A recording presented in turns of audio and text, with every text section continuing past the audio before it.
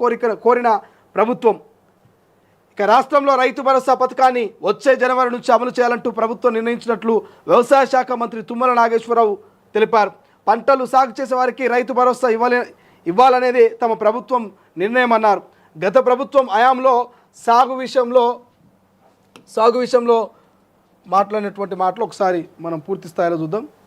13వ page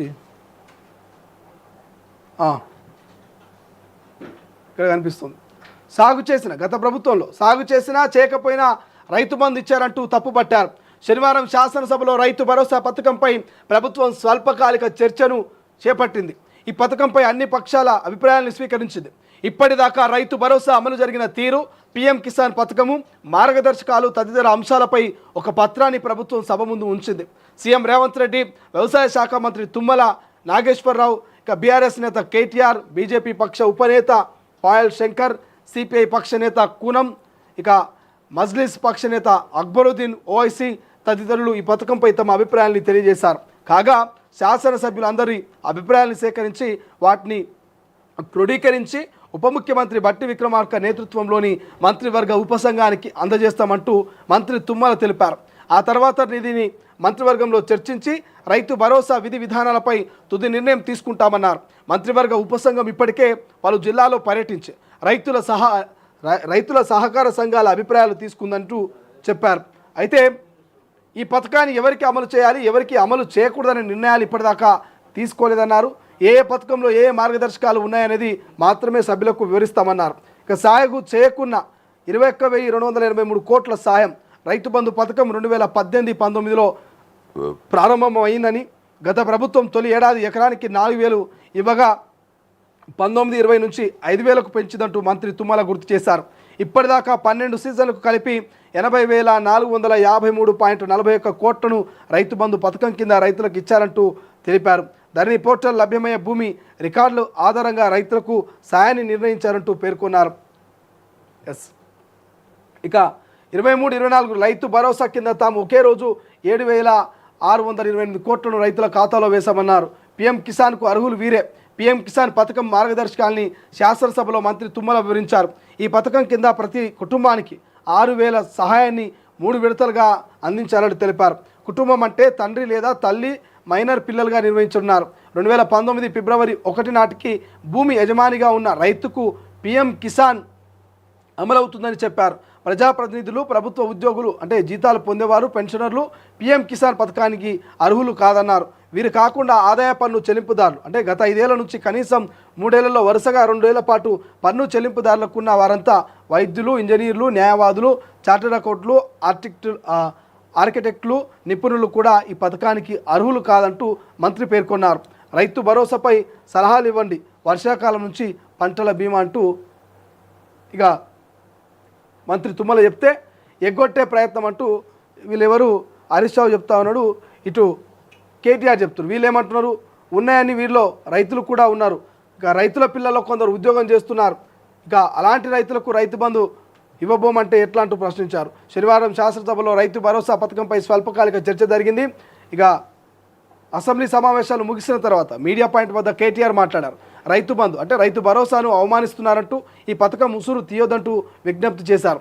Rythu Bharosa విధి విధానాలు ఖరారు చేసేందుకు నియమించిన మంత్రివర్గ ఉపసంఘం ఇచ్చిన నివేదికను సభలో ప్రవేశపెట్టి అందరికీ వివరించాలన్నారు. రాష్ట్ర ప్రభుత్వం ప్రకటించినట్టుగా రుణమాఫీ అందరికీ వర్తించలేదంటూ సిరిసిల్ల, పాలేరు, కొండారెడ్డిపల్లిలో పాటు రాష్ట్రంలో ఏ ఊర్లోనూ 100% రుణమాఫీ జరగలేదంటూ పేర్కొన్నారు. గ్రామంలోనైనా 100% రుణమాఫీ అయినట్టు చూపించిన, 24 గంటల కరెంటు ఇస్తున్నట్లు నిరూపించిన తనతో పాటు బీఆర్ఎస్ సభ్యులమంతా రాజీనామా చేస్తామంటూ సవాల్ విసిరారు. సీఎం రేవంత్ దేవుడు కాదు, పచ్చి దొంగ అంటూ ఓటుకు నోటు కేసులో చిక్కిన దొంగ అని ఘాటుగా విమర్శించారు. తమ ప్రభుత్వ హయాంలో పాలమూరును సస్యశ్యామలం చేశామంటూ ఇక పెద్ద శారభాతమే చెప్పినట్టు తెలుస్తోంది. సో ఇది ఓవరాల్గా మనకు క్లియర్గా ఏమర్థమవుతా ఉంది, ఇక్కడ మనకు క్లియర్గా ఏమర్థమవుతా ఉందా అంటే రైతు భరోసాకు సంబంధించి రాష్ట్ర ప్రభుత్వం ఒక నిర్ణయం తీసుకున్నట్టు తెలుస్తూ ఉంది. సో ఆ నిర్ణయం ప్రకారమే ఇక రాష్ట్ర ప్రభుత్వం ముందుకు పోతున్నట్టుగా అనిపిస్తూ ఉంది. ఎందుకంటే ఇప్పటికే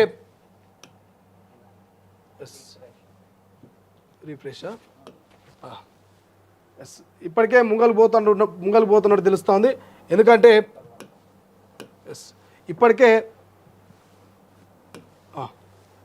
సో రైతు భరోసాకు సంబంధించి రాష్ట్ర సర్కార్ క్లియర్గా చెప్తా ఉంది. ఇక్కడ సాగు చేస్తేనే రైతు భరోసా ఇస్తామని క్లియర్గా చెప్తా ఉంది. సో పిఎం కిసాన్కి సంబంధించి పిఎం కిసాన్ 2019లో ఎవరైతే అంతకుముందు పట్టాబందు ఉంటారో అటువంటి వాళ్ళకి మాత్రమే, ఇంట్లో ఒక్కరికే. ఇప్పుడు ఫర్ ఎగ్జాంపుల్ ఒక ఇంట్లో నలుగురు ఉన్నారు అనుకో, మీకు ఎక్స్ప్లెయిన్ చేస్తాను. నలుగురు ఉన్నారు అనుకో, ఇంట్లో నలుగురు ఉంటే ఒక్కరికి మాత్రమే పిఎం కిసాన్ ఇచ్చేటువంటి ప్రయత్నం చేస్తూ ఉంది. మీ అందరికీ తెలిసిందే. ఫర్ ఎగ్జాంపుల్ ఒక కుటుంబంలో నలుగురు సభ్యులు ఉంటే ఈ నలుగురికి ఒక్కరికి మాత్రమే పిఎం కిసాన్ వచ్చేటువంటి పరిస్థితి మనకు కనిపిస్తోంది. సో పిఎం కిసాను కేవలం ఒక కుటుంబంలో నలుగురు ఉంటే ఒక్కరికి మాత్రమే పిఎం కిసాన్ వస్తుంది. అంటే ఇప్పుడు ఫర్ ఎగ్జాంపుల్ మా ఇంట్లో నలుగురం ఉన్నాం. సో నలుగురిలో మా నాన్నగారి పేరు మీద 4 ఎకరాల భూమి ఉన్నా, నా పేరు మీద 4 ఎకరాల భూమి ఉన్నా, మా అమ్మగారి పేరు మీద ఎకరం ఉన్నా, మా అన్నగారి పేరు మీద ఎకరం భూమి ఉన్నా, ఈ నలుగురికి పిఎం కిసాన్ వస్తుంది అంటే రాదు. 2019 కంటే ముందు రిజిస్ట్రేషన్ అయ్యి ఉండి ఇంట్లో తండ్రి లేదా తల్లి లేదా సంరక్షకుడు ఎవరికైనా ఒక్కరికి మాత్రమే పిఎం కిసాన్ డబ్బులు పడతా ఉన్నాయి. సో మిగతా వారికి పడట్లేదు. ఎందుకంటే మరి ఒకటే రేషన్ కార్డు ఉంటుంది లింకప్.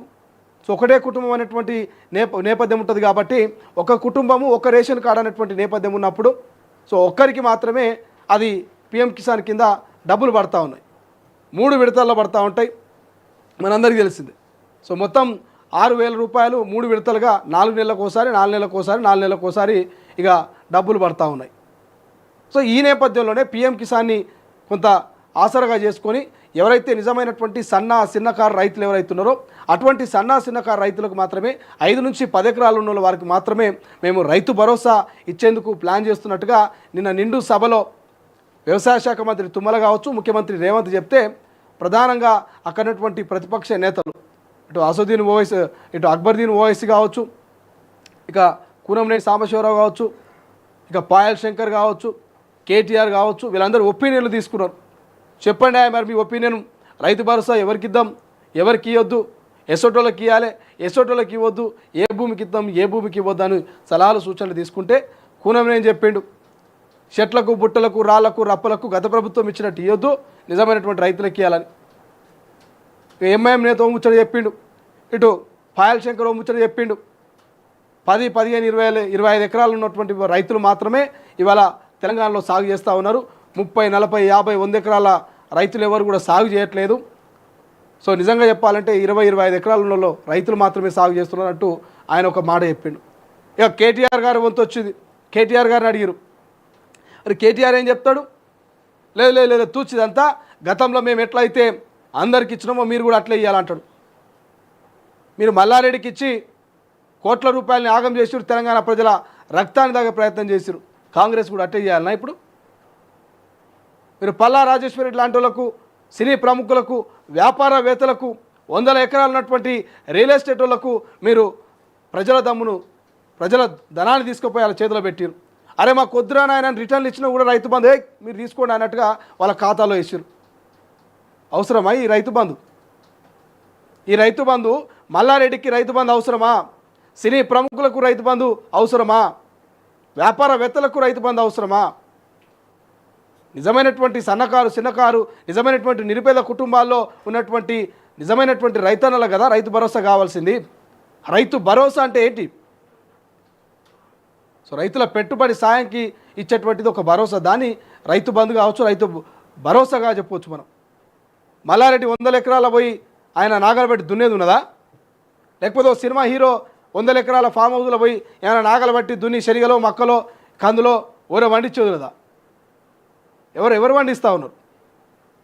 ఇలా పూటకు గతి లేక దేశానికి అన్నం పెట్టేటువంటి అన్నదాత ఇలా నిజంగా ఆయన పొద్దుగాల లేచి పాలు పిండుకొచ్చి ఇలా నాగలి బట్టి ఇలా దుక్కు దున్ని ఇలా కందులో మక్కలో వరో పత్తో సాగు చేసుకొని కొంత ఆయన ఉంచుకొని ఇంకొంత దేశ ప్రజలకు పంచిపెడతా ఉన్నాడు. అసలైన రైతు అంటే ఆయన కదా. అసోటోళ్లకు పెట్టుబడి సాయం ఇస్తే ఓ యూరియా బస్తానో లేకపోతే ఓ డిఏపి బస్తానో ఇంత ఫర్టిలైజర్కి పోయింది విత్తనాలు ఇవి కొనుక్కొచ్చుకొని ఆయన సాగు చేసుకుంటాడు కదా. సో అటువంటి రైతుకి ఇవ్వకుండా అందరికీ ఇవ్వాలి. ఇదేం డిమాండా? కేటీఆర్ గారిది ఇదేం డిమాండ్? అర్థం కాని డిమాండ్. మీరు ఇచ్చినట్టు శ్రీశైలం హైవే రోడ్కి ఇవ్వాలి, మీరు ఇచ్చినట్టు రాళ్ళకి ఇవ్వాలి, రప్పలకి ఇవ్వాలి, గుట్టలకి ఇవ్వాలి, రియల్ ఎస్టేట్కి ఇవ్వాలి, మల్లారెడ్డికి ఇవ్వాలి, పల్లా రాజేశ్వర రెడ్డికి ఇవ్వాలి. కుదిరితే ఎర్రబల్లిలో ఉన్నటువంటి మీ నాన్నగారు మాజీ ముఖ్యమంత్రి కేసీఆర్ గారు ఫామ్ హౌస్ కూడా రైతు భరోసా చేయాలని డిమాండ్ చేసేటట్టున్నారు. కొట్లాడురి. నిజంగానే 5 నుంచి 10 ఎకరాల్లోకి ఇస్తే ఎకరాకు మీరు 7,500 ఇస్తామన్నారు కదా 6 నెలలకు, ఏడాదికి 15 అన్నారు కదా, 15 కాదు 30,000 ఇవ్వమని డిమాండ్ చేయరు. ఏడాదికి ఎకరాకు 30,000 ఇరి, 10 ఎకరాల లోపలికి ఇరని డిమాండ్ చేయరు. పాపం సన్నకారు రైతులు బాగుపడతారు కదా, ఆ డిమాండ్ లేదు. మళ్ళా ఇక రాష్ట్ర ప్రభుత్వం ముచ్చటకు వస్తే వీళ్ళు ఏమంటారు, రాష్ట్ర ప్రభుత్వం మేము అర్హులకే ఇస్తాము, ఎవరికి కోత పెట్టమంటున్నారు. ఇక వర్షాకాలం నుంచి పంటల బీమా కూడానట అర్హులకే ఇరి, కానీ దీని అవసరానికి ఇరి. వానాకాలం సీజన్లో రైతులకు మీరు ఇచ్చేటువంటి పెట్టుబడి సాయము రైతు భరోసా అవసరం ఉండే, మీరు అప్పుడు ఇవ్వలేకపోయారు. పోనీ ఎండాకాలం ఇప్పుడు జనవరి, ఇప్పుడు మెల్లగా నాట్లు వేస్తూ ఉన్నారు కొంతమంది, ఇప్పుడు మరి పెట్టుబడి సాయం ఇప్పటికి అందించాల్సిందే, ఇప్పుడు ఉడిగలే. మీరేం సుఖం కాదు. మీరు అవసరానికి ఇవ్వకుండా అవసరం అయిపోయినాక ఇచ్చేటువంటి రైతు భరోసా ఏం ఉపయోగపడుతుంది? అప్పులోడు వచ్చి ఇంటికాడ కూర్చుంటే ఆ ట్రాక్టరో లేకపోతే ఇంకోరో వచ్చి ఇంటికాడ కూర్చుంటే పెట్టుబడి సాయము మీరు సకాలంలో అందిస్తారనే కదా పాపం తెలంగాణ రైతులంతా కూడా మిమ్మల్ని గద్దెనెక్కిచ్చింది. మీరు సకాలంలో అందించకుండా మొత్తం పంట అంతా వేసినాక కోతకు వచ్చినటువంటి సమయంలో అప్పులోడు వచ్చి ఇంటికాడ కూర్చున్నప్పుడు మేము రైతు భరోసా వేస్తాం, రూల్స్ అండ్ రెగ్యులేషన్స్ పెడతాం. క్యాబినెట్ సబ్ కమిటీ వేసి ఎన్ని దినాలు అవుతుంది? తెలంగాణలో ఉన్నటువంటి రైతుల సలహాలు సూచనలు తీసుకొని ఎన్ని దినాలు అవుతున్నది? నిన్న అసెంబ్లీలో మొత్తం ముచ్చట చెప్పి ఏదైనా ఒకటి ప్రకటిస్తారేమంటే అది కూడా లేదు. మరి నిన్నటి సలహాలు సూచనలు తీసుకొని మరి క్యాబినెట్ సబ్ కమిటీ ఎప్పుడు నిర్ణయం తీసుకుంటుంది, ఎంతమంది డెడ్ లైన్ పెడుతుందో క్లారిటీ లేదు. కానీ సంక్రాంతికి మాత్రము రైతు భరోసా వేస్తామంటూ ఓ తీపి కబురు అంటూ కుక్కకు బొక్కాశ లెక్క ముచ్చట చెప్పిరి. సో రైతు భరోసా ముచ్చటకి ఇట్లున్నది. అన్నదాతలారా మీరైతే ఆందోళన చెందకండి. రైతు భరోసాకు సంబంధించి మీరు ఎదురు చూపులు ఎక్కువగా పెట్టుకోకూరి. ఎట్లయితే అట్లయితుంది, మీరు చేసే పని మీరు చేస్తూ పోండి, వచ్చే పైసలు ఉంటే ఎప్పుడో నాడొచ్చి పడతాయి. సో ఇక రైతు భరోసా గురించి మనం ఏం చెప్పలేము, ఎందుకంటే ఇక్కడ వీళ్ళు అక్కడ వాళ్ళు పెద్ద ఎత్తున డిమాండ్ చేస్తూ ఉన్నాడు. కేటీఆర్ ఏమంటాడు, ఓ రైతన్నకు ఓ కొడుకు ఏదో ఉద్యోగం చేస్తూ ఉంటాడు, ఇంత ట్యాక్స్ కడతాడు, అటువంటి రైతుకు నువ్వు రైతు భరోసా ఇవ్వమంటూ ఆయన డిమాండ్ చేసిండు. ఇది న్యాయబద్ధమైనటువంటి డిమాండ్ కేటీఆర్ది. ఎందుకంటే పొరగాడు నౌకరి వచ్చి ఉద్యోగం చేస్తూ ఉంటాడు, వాళ్ళ నాయన ఇంటికానే ఎకరమో 2 ఎకరాల పొలమో సాగు చేసుకుంటూ ఉంటాడు. సో అసోటోనికి ఇవ్వని అడిగినావు కదా, దీనికి నేను తారీఫ్ చేయాలి, దీనికి నేను మెచ్చుకోవాలి కేటీఆర్ని. సో ఇటువంటి అంశాల్ని ప్రభుత్వం దృష్టికి సభలో తీసుకుపోవాలి. ఈ మీడియా పాయింట్ దగ్గరకు వచ్చి ఈడ ఆలోచన చేస్తే కాని పని. ఇక ఇంకేమంటాడు, ఆదాయ పన్ను కడితే సాయం చేయరంటారు, చేయరు. ఏం లాభం ఆదాయ పన్ను కట్టులకు? పథకంపై ఇచ్చిన నివేదిక సభలో పెట్టండి. ఊర్లో 100% రుణమాఫీ కాలేదు, వాస్తవమే. 100కు 100% రుణమాఫీ ఏడ కాదు. ఏ పనిని కూడా మనం 100కు 100% కంప్లీట్ చేయలేం, అది మీకు కూడా తెలుసు. ఎందుకంటే గతంలో మీరు 24 గంటల కరెంట్ ఇచ్చినామని చెప్పారు, అది సాధ్యం కాని పని. ఉద్యోగాలు ఇచ్చినామన్నారు, డబుల్ బెడ్రూమ్లు ఇచ్చినామన్నారు, చెప్పుకుంటూ పోతే చాలా ముచ్చట్లు చెప్పారు. అయిందా? మీరు ఇచ్చినటువంటి 100కు 100% డబుల్ బెడ్రూమ్లు అన్ని గ్రామాల్లో ఇచ్చిరా? మీరు 100కు 100% 24 గంటల కరెంటు మీరు గతంలో ఇచ్చిరా? 100కు 100% పిల్లలకు ఉద్యోగాలు ఇచ్చిరా? నిరుద్యోగ వృత్తి ఇచ్చిరా? ఏమైనా ఇచ్చిరా? 100కు 100% ఏవి ఇవ్వలే. ఎవరు 100కు 100% చేయరు. అరాకొర మిస్టేక్స్ అవుతూ ఉంటాయి.